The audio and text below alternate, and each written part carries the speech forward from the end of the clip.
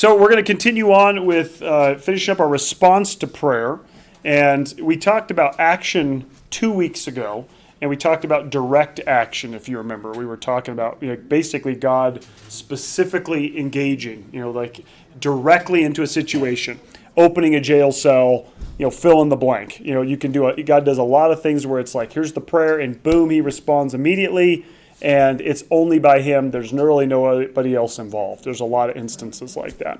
So that's one way God responds to prayer. It's not always that way. In fact, I would say that's probably the more rare way God answers prayer. The Elijah up on Mount Carmel, I'm praying, and then fire comes down and consumes the altar. Like, that doesn't happen all the time. God does do that at times, but a lot of times it's what we're going to be talking about today, which is God's indirect actions.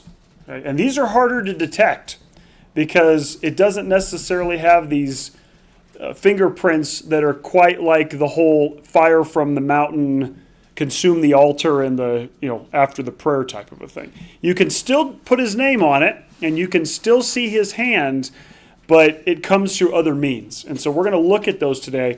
So as you're going out and you're doing stuff and you've been praying on certain things, I would venture to say, just percentage-wise, there's probably more likely this is what you might see. Now, I'm not saying God won't do something, boom, there's your Mount Carmel moment, but a lot of times this is how God responds. I would say the majority is this way, okay, with this idea of indirect action. So I call this providence. Some people, we remember when we talked about miracles and we talked about providence, if you go back several weeks and we were talking about the difference between the two, God can be involved in activities, and he can do something miraculous, like a guy has a shriveled hand in the New Testament, and he just touches it, and it's back, right? And you can't explain that. There's no medical explanation. There's no biological explanation for that. It's just clearly a miracle. But there are times where God would do things that clearly he was involved in, whether it's the timing or the place, all these things, answer to prayer even, whatever it may be. But you could explain it through things. The example I used when we went through this was like the fog on the beach at Normandy. Yeah. They'd been praying, we want to take this beach, we know how critical this is, and then this fog rolls in the night, the morning before, and then they can approach the beach safely. It's still absolutely a slaughter, but they couldn't even have gotten close if it wouldn't have been for that fog that rolled in. And so can we explain fog? From a physics standpoint, yes, we can. We know what fog is. We know how fog is formed. But why here, why then, why this way? And so that's the difference between kind of God indirectly using the things to answer prayer or do something versus, let me just fix this hand or call down fire and boom, here's an altar that's consumed directly from him. So that's kind of the two ideas that are going on here. So God can and he does use the things of his creation to answer prayer. Do you agree with that? Yes. Absolutely. He doesn't always have to do something super, bold and wow. It can still be a wow and be a very quiet wow, can it? Something that just kind of what it is, but it's not quite that same Mount Carmel experience. God coordinates events and the world in a way that fulfills his purpose and even answers prayers. Remember how God knows before you even ask what you're going to ask for? So is it possible he's already working on stuff to answer a prayer that you haven't even offered up yet? Yep. Isn't that kind of weird to think about? But God's not like us. He doesn't have to be like, oh, I didn't know that. Let me get to work. He doesn't have to do that. However, indirect or providence doesn't always include a miraculous event. So we have to be very careful with miracle. Okay, we want to make sure we keep it in the proper understanding. Not everything is a miracle, but there are certain things that are miracles. Okay, I would say miracles more in that direct piece, God directly doing something. Okay, some events can be explained. We just talked about that. So I want to talk about this one from Nehemiah. This is a big one. So remember Nehemiah's prayer at the beginning of Nehemiah? We're going to refresh it here, but they've been in exile now for a long time, and Nehemiah hears that the walls of Jerusalem are broken down, that they are destroyed. Okay, and he prays, and he said, "O Yahweh, God of the heavens, the great and awesome one who keeps the covenant and loyal love for the ones who love him and for those who keep his commands. Please let your ear be attentive and your eyes open to hear the prayer of your servant that I am praying before you by day and by night for your servants, the Israelites, and confessing the sins of the Israelites that we have sinned against you. So we know Nehemiah's heart's in the right place, and he's coming in and he's praying because he heard about the walls and it totally moved him because it's his homeland. This is the Israelites, God's people, and the cities it destroyed. And so he offers this prayer. He says, please remember the word that you have commanded to your servant Moses, saying, if you act unfaithfully, I will scatter you among the nations. But if you return to me and keep my commandments and do them, even though all of your outcasts are at the farthest parts of heaven, I will gather them and bring them to the place which I have chosen to make my name dwell. So what's Nehemiah recapping in his prayer? The covenant. The promises. Really the promises as well as the judgments. Like, you told us if we did this, this is what was going to happen, but you didn't stop there. You told us if we would return and repent, that you would restore us. And he goes on, they are your servants and your people, whom you have redeemed by your great power and by your strong hand. O Lord, please let your ear be attentive to the prayer of your servant and to the prayer of your servants who delight to revere in your name. Please let your servant be successful this day and give him compassion before this man. And so his prayer is, please give me success when I go talk to the king. Like, I got a big ask here. Like, he's in exile as well. He is the cupbearer, so he's in a position in the palace of authority to some degree. But he's about to say, I need to leave this and go back to Jerusalem. I have this project that I want to undertake. And he's praying and asking God to help him with this. Okay? It goes in chapter 2. Here's Nehemiah 2. Then the king said to me, what is your request? So I prayed to the God of heavens. Have you ever had one of those? It's like in the moment, okay, what do you want? Oh boy, God help me out with this one. Yep. And then I said to the king, if it pleases the king and if your servant has found favor in your presence, I ask that you send me to Judah, to the city of my ancestors' burial sites, so that I may rebuild it. So he throws out the request here, okay, to the king. So he prayed that God would forgive them in exile. We talked about a few weeks ago, what was the condition of the heart? When he's evaluating a prayer, that was our first week of evaluation. How does God evaluate Nehemiah's prayer, do you think? He knew he was sincere. Did he mean it? Yes. Yeah. And he prays and he confesses this stuff, and God hears his prayer, and then God gives him success, right? He prayed for the walls of Jerusalem to be restored by his hand. I want to go and do this thing for the Lord, for the people of Israel. He asked for God to give him favor with the king. Okay, now what's the outcome? Did all those things happen? Yeah, they all happened. Okay, so we know he prayed, and his prayer was answered. So Nehemiah went on to rebuild the walls, and along with Ezra, they ushered in the return of the Israelites to Judah. Okay, Ezra was involved in the temple, and then Nehemiah building the walls, and they basically created an environment where they could start to come back. Okay, this was the beginning of that. So here's a few questions. Can the events that led to Nehemiah going to Jerusalem be explained? Yes. Yeah, he can. He went in and he asked, and the king said sure, and he was given all kinds of cool stuff so he could go do the job. He made the trip. He went. He built the walls like any construction guy would. He did it really quickly. He had a great team. They got it done. And they attributed all this to God, of course. But could it be explained with physics and science even? Yes. Yeah, it can. It can all be explained. Okay. What about Artaxerxes? He obviously had compassion and mercy. Can we explain that? Now, we might say, why did he? That's a really tough question because you'd have to try to get into his heart. You could say, well, maybe God moved in his heart to do that. But do people have compassion and mercy at times? Yes. And can you explain that? Yeah, you can explain that. It's part of being human. Sometimes we have compassion. Sometimes we have mercy. Sometimes we don't, right? Nehemiah gathered a group to do the work. Can you explain that one? Yes. Yeah, we do that all the time, right? It's pretty easy. You call people up. Let's get together. We got a job to do. The wall was rebuilt. It's a construction thing. We could go see how they rebuilt it. In fact, you could probably go see it today if you wanted to. Certain areas, or maybe there's still pieces standing. So these are all explainable events is the point. In other words, Nehemiah prayed, and he asked that this thing would be done. And when we walk through the story and we see the things that happen, we can actually explain all these things. We can explain them.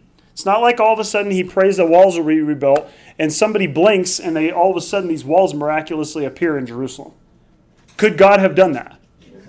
Oh yeah, he could have, but he didn't. He didn't. He actually said, okay, Nehemiah, you've prayed, and I'm going to answer your prayer.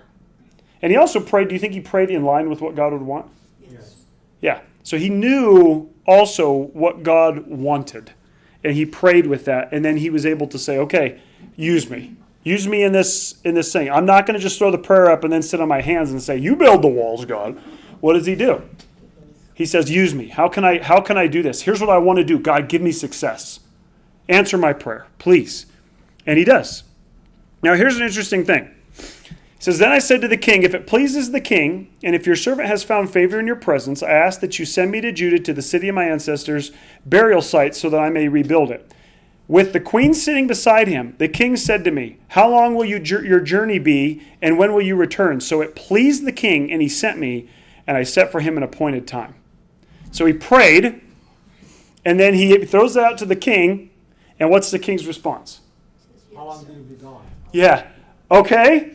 I just like to know kind of the time frame here. I think the king liked Nehemiah, and I think he's wondering, like, what am I committing to here when it comes to your absence, and what I can plan on when it comes to just these plans. Now, there's an interesting part of this verse. I don't know if you caught this. There's an interesting narrative that Nehemiah throws in here that's really, really critical. Yeah, you caught it. With the queen sitting beside him. Did you see that part in the verse?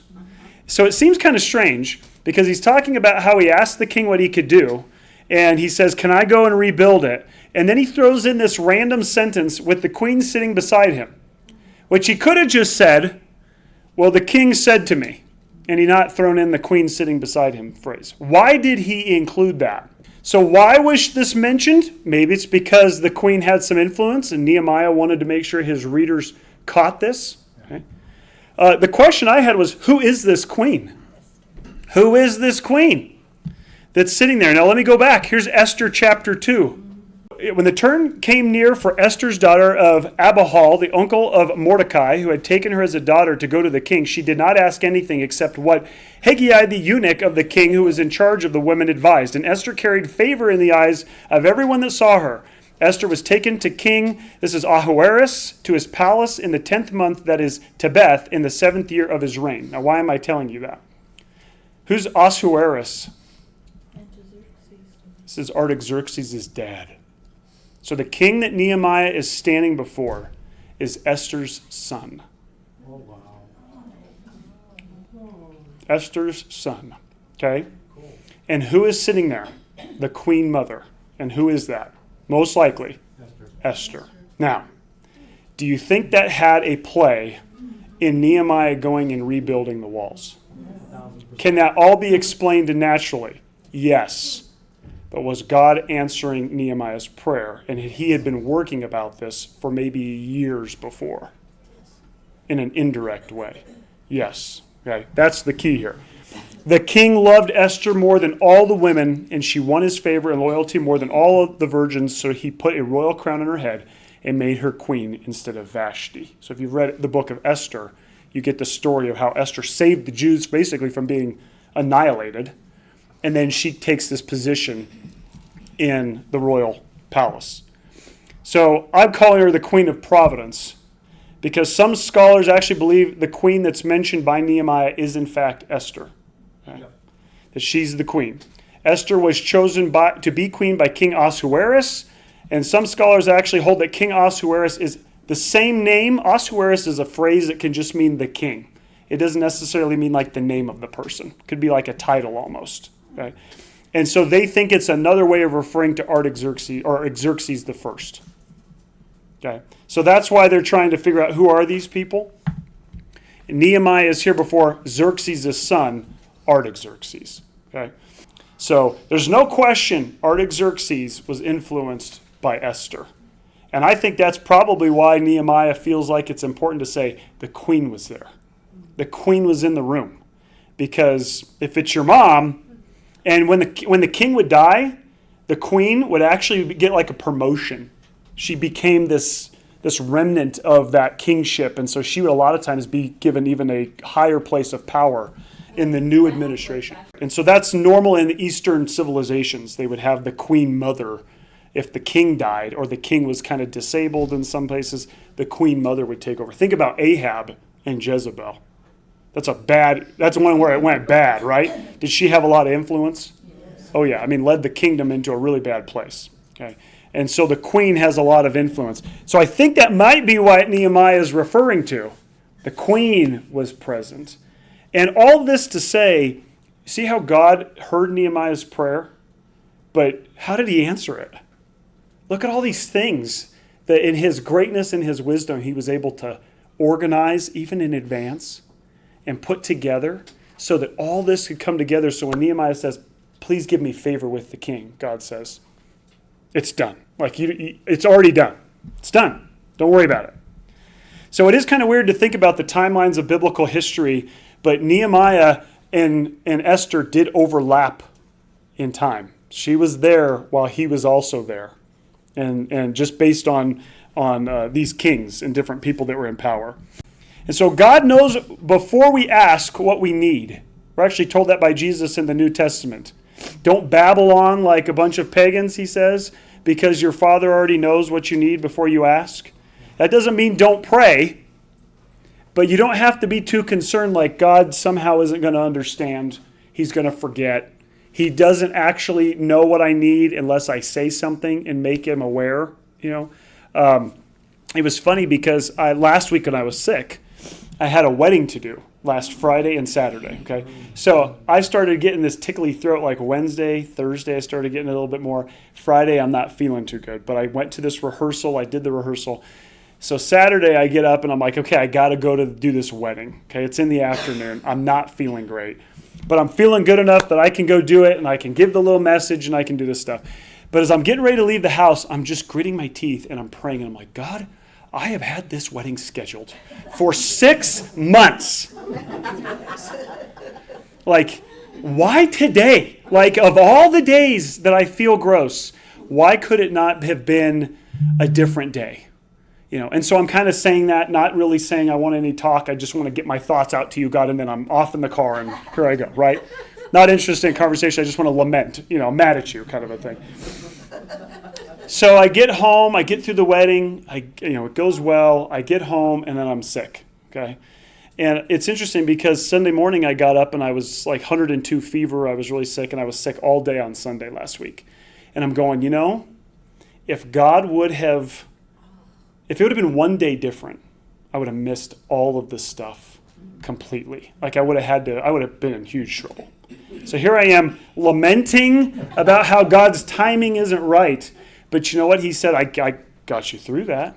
You may not have been like, you're perfect, you feel 100%, but you did fine. And then ironically this week, I get a card in the mail from a lady from our church, and she's telling me how she came to the service and she thought that it was such a wonderful service and the message I gave was so amazing, and it touched her grandson who was there, and it was just this unbelievable thank you note. And I'm going, okay, I'm done talking. You kind of have these moments where you realize that God knew I had a wedding to do, and he would have orchestrated whatever he needed if he didn't want me there. But sometimes it doesn't always go easy, does it? The walls have to be built sometimes, and it does take labor, and it does take a lot of work, and it takes a lot of commitment, and it doesn't always feel great, but in the end, they got built. And so does God know what we need before we ask? Yeah, and I don't even understand it. Like, I don't even know what I need sometimes. It's like, here's what I think I need. And he's like, no, you'll be fine. Yeah, I know you got a scratchy throat, and you need to have a Kleenex in your pocket, but you'll be okay. And I'm going, no, I won't. That's how these things operate, But God he allows you to walk through these things. And then you realize when you look back on it, wow, that could have been totally different. Could have been a totally different circumstance, but God made it work the right way. That's what's amazing. Yeah, sometimes I think we want God to say, hey, take away my stuffy nose and my cold. And sometimes God says, no, that's not the plan here. The plan is to make sure you get through this. And I'm going to put these people in place to make this happen. Or I'm just going to strengthen you to get you through that, but I don't have to have it perfect. That's why there's that famous verse, in my weakness, God's strength is made perfect. He doesn't need us strong. He needs us willing and sometimes even weak, because then we'll do a better job. God has known before we were born that we'd ask certain things, because he's not limited by the time element. He doesn't I had learned and then. God's known. He's always known. is it possible God is already at work, even indirectly, on a prayer that you'll ask in the future? Oh, yeah. That's a weird one to think about, isn't it? You haven't even thrown it out there yet, and God's already at work because he knows what you need before you ask for it. See, that's a good dad, isn't it? You know, I know what my boys need, and a lot of times I'm already at work. Like, you know, they're going to be 16 at some point. They might need a vehicle, and so guess what I got to do as a parent? You got to start preparing. And we do this all the time. God can do it perfectly. They haven't even asked for a car yet. But am I going to be ready when the day comes? I don't know on that one. But are we at work before our kids ask? Oh, of course. So of course God does that stuff. He just can do it flawlessly. Genesis 24. We've been through this one a few times. I use this as an example. You know, it's Abraham's servant, remember? He made the camels kneel outside the city at the well of water. He's looking for a wife for Isaac. Okay, this is what the servant of Abraham is doing.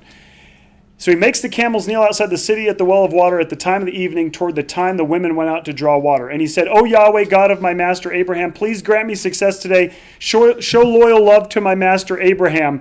And behold, I'm standing by the spring of water, and the daughters of the men of the city are going out to draw water. And let it be the girl to whom I shall say, please offer your jar that I may drink, and who says, drink, and I will also water your camels. She is the one you have chosen for your servant, for Isaac." That's pretty specific, you know. Can the events be explained naturally? Yeah, he goes there to find a wife for Isaac. He comes to the wells because that's where they go. The ladies are going to be. And so he goes to kind of the single place and he says, let's just hang out. And then he prays. He just prays. Rebecca gets up to retrieve water. Now, she had to get up that morning. She had to go find her jug for getting water, make her way to the watering hole. Can that all be explained naturally? Yeah, we do it every day. We get up, we go get breakfast, we go to work, you know, whatever it is. Those things can be explained. But it was God's timing. But you see, God's involved in it, though. He's still doing something to answer that servant's prayer, even though we can explain everything every step of the way. But the question is, was God involved in the event? Yes. Clearly. But from an outsider, if you took God and you took the spiritual aspect completely out of it, and you took away the prayer of the servant Abraham, what would it look like? Just worked out. Yeah, it was just a coincidence.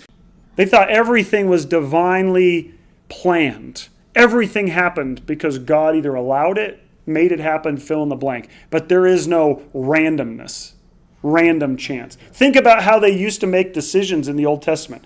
The priest had these two rocks in the vest, the Urim and the Thummim, okay? And they would be black and white, or they'd have markings on them. And like, God, we don't know. Did this person cheat on their spouse? And they would pull the rocks out and they'd throw them. And if it said yes, true. We would call that crazy today, wouldn't we? Like, that's just like rolling the dice. Yep. And how did they pick the apostle or the disciple after Judas was gone? Do you remember? They basically drew straws. They cast lots for who is it going to be, Justus or Matthias? Who are we picking here? Well, oh, that's who it is. See, they didn't believe that anything was by chance. God directed that. There's even a proverb that says, God directs the lot as it falls. That he's the one who decides. Nothing is like, whoops, I didn't want that to happen. So was the prayer of the servant of Abraham answered? Yes. It was. And we would, like I said, we would have looked at this totally kind of like, coincidence, wow. But when we read the prayer, we realize that there's more to this than just chance. There's a prayer request gone up because this guy wants to do what Abraham charged him to do, and God allowed this to happen. In fact, it even says, I'll see if I have the verse, that while the prayer was still on the servant's lips, it says, then Rebekah. Like literally, he's still in the middle of the prayer, and it's answered before him. Kind of amazing. What about prayers that are fulfilled with someone arriving at just the right time? Have you ever had that happen? Different things that take place that you go, I can explain this, but it sure seems like perfect timing. Something taking place at just the right moment. Maybe it doesn't even involve somebody, it's just an event, Hey, what are the ironic? I'm having some trouble paying my bills and this check arrives at just the right moment. They found oil under my house, I got an oil check, those things happen and we just take it as, well, that's a coincidence, What are the chances, And maybe that's God saying, hey, I actually know what you need. Disruptions to keep us from disaster. Yeah. Maybe you were doing something and all of a sudden you got held up and it's like, whoa. Could someone be praying for you and something happens that disrupts your day and actually ends up answering that prayer? Things we might say are coincidence. Oh, that's ironic, How do you know that's not an answer to someone's prayer? Indirectly, where God is saying, if I could just show you the whole curtain here, pull the curtain back and show this to you, go, this is not a coincidence. Yeah. Things that we would say, well, that just worked out. Or you're at a place at a specific time and you think, why am I here? I don't know why I came to this, God is involved in these things. And he answers a lot of prayer when we're not really paying attention.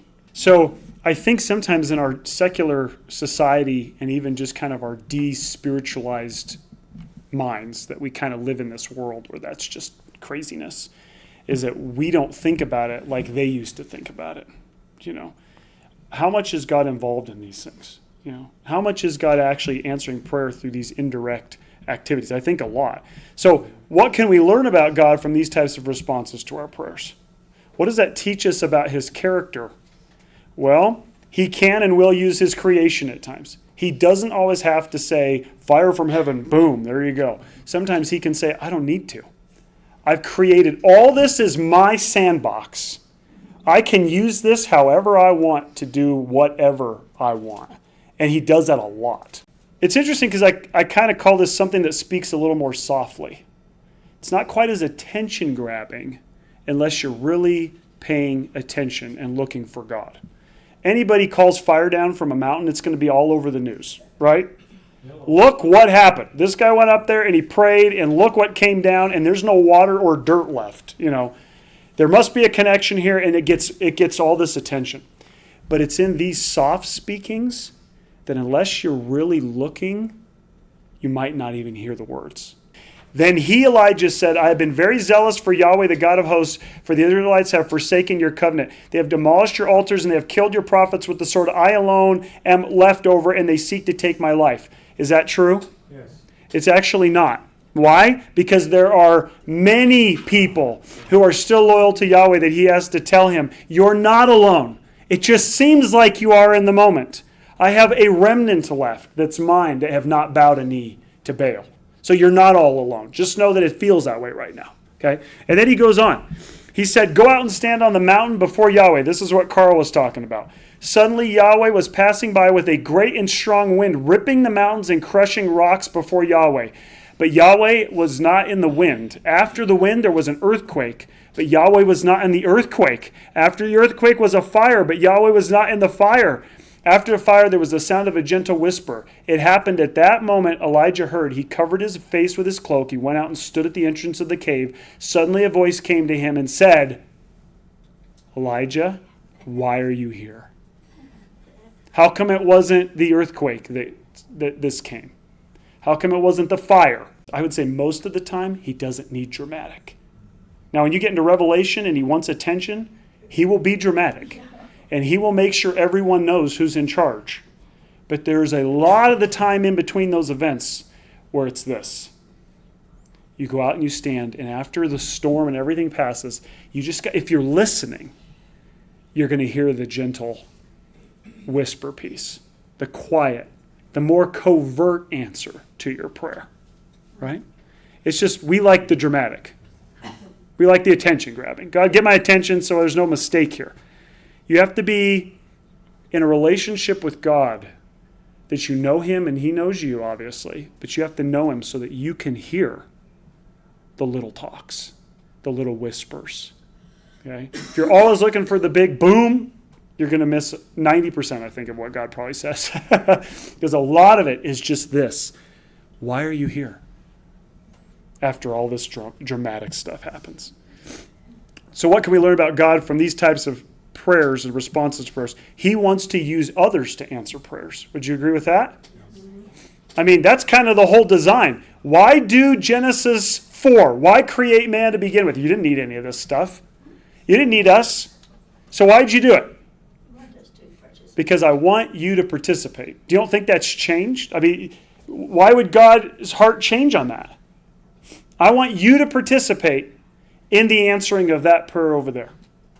I could do it directly. I could build a wall. That's no problem. But I want you to participate in this. And that's a big one. It blesses the petitioner. The person who asks is blessed, but it blesses the participant too. So if God just does everything himself, it's kind of like if you just always do everything for your kids. You just provide them. They never have to work. They never have to learn anything. You just do everything for them. What are they missing out on? Everything. Yeah. They don't know what it means to have to do a job well. They don't know what it means to have to interact with people. You're robbing them of something that's really critical to their character development, isn't it? You don't think God understands that about us? We're just a bunch of kids out here that he knows that if I just answer everything with these direct boom, boom, boom, you're missing out on something. But you see, God says, I want you involved. I have something for you to learn and grow in your character, in your trust, as you participate in answering prayers. You get to be involved in this. And is it a blessing when you're a part of that? Yes. Yeah, absolutely. Hear about it as well. Absolutely. Absolutely. James 5:14. Is anyone among you sick? He should summon the elders of the church and they should pray over him, anointing him with olive oil in the name of the Lord. Why can't this just say, is anyone of you sick? You should pray and God will just heal them. Why do the elders have to be involved? He wants participation from people who are his, involved in the process of answering prayers. The crazy thing is he can use weak people to do stuff. And he knows it blesses them when they get to be involved in things. When you get to be God's instrument for answer to prayer, you are broken just like the person that asked. But God still uses people to do these things. And why does he do that? He must love us. He wants something to bless us. He wants to give us what it's like to be involved in his work. That goes all the way back to Genesis. So it's not only doing the work of the Lord, but it's also caring for one another. What are the two greatest commandments? Yeah, care. Love God, Together. love your neighbor. You don't think God wants those things active, Exactly. even in answered prayer? I can fix these things. Real quick for those who love me. Nehemiah, I can fix this wall thing. But I want other people involved. Genesis 24, and Abraham said to his servant, the oldest of his house, who had charge of all he had, please put your hand under my thigh, that I may make you swear by Yahweh, the God of heaven and God of earth, that you will not take a wife for my son from the daughters of the Canaanites in whose midst I am dwelling, but that you will go to my land and to my family and take a wife for my son for Isaac. This was the charge to Abraham's servant. So why did the servant need to be involved? Like, couldn't he just have been like, I'll just take Rebecca and bring her over here, or just some divine download that, she's... The servant was involved because he was a loyal person to Abraham, and he also was blessed in this. He got to have a hand in the lineage that would lead to the King of Kings. I mean, my goodness. He probably didn't even realize it at the time. But God used him in an amazing way, and we get to read his story. We don't even know the guy's name. He's in the pages of history, of what he's done indirectly. So just a few things to note. The blessing of being a part of God's work cannot be underestimated. Are you available for that? That would be a question maybe I would ask is, are you too busy to be a participant? Or are you not looking? Or is it possible someone's praying and you're actually the indirect means of God answering that prayer? And you may not even know what the prayer was offered. Are you sensitive to what God directs you through his Spirit to do? I want you to stop and I want you to go talk to that person. Today, I want you to go here. I want you to do this. If God prompts, are you in a spot where you're willing to say, I'll listen, I'll do that?